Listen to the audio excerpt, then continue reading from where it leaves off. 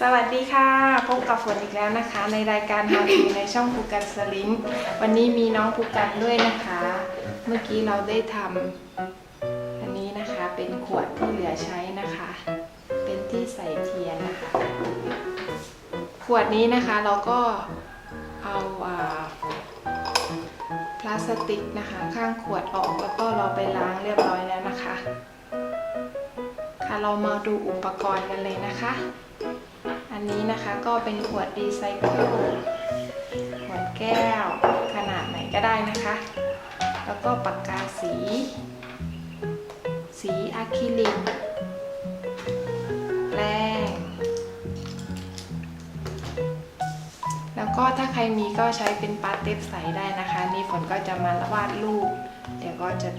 ปะตรงนี้นะคะค่ะเรามาเริ่มทำกันเลยนะคะ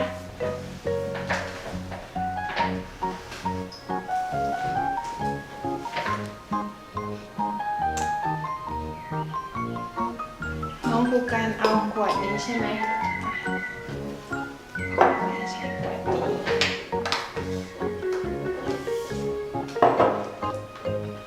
เดี๋ยวเรามาใส่สีกันก่อนเลย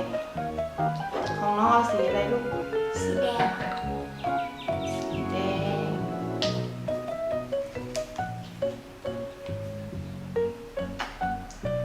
อันนี้เป็นไอเดียของน้องภูการนะคะ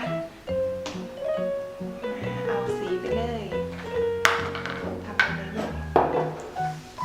อันนี้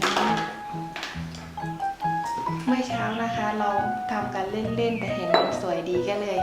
มาทำเป็นวิดีโอกันนะคะเลยนี่นะวาดรูป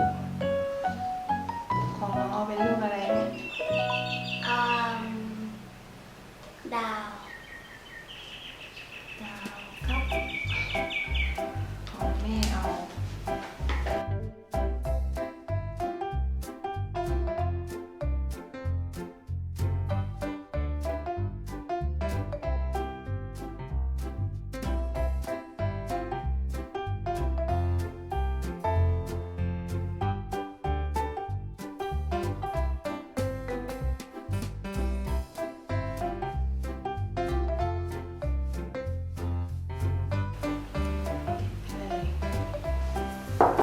เสร็จแล้วเราก็ลงสีได้เลยค่ะ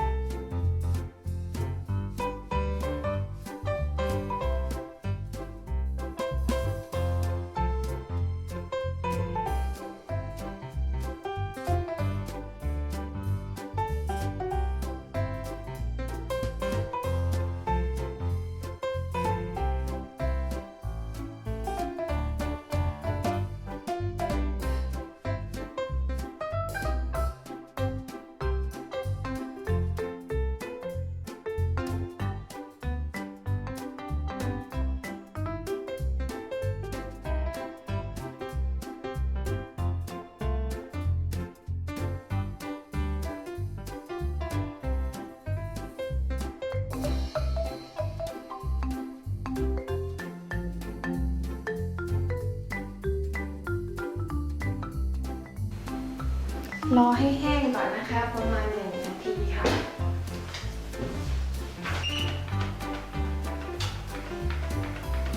แห้งนะคะจับได้เดี๋ยวโอเคของแม่แห้งแล้วไม่เป็นไรค่ะพอแห้งแล้วนะคะเราก็มาลอก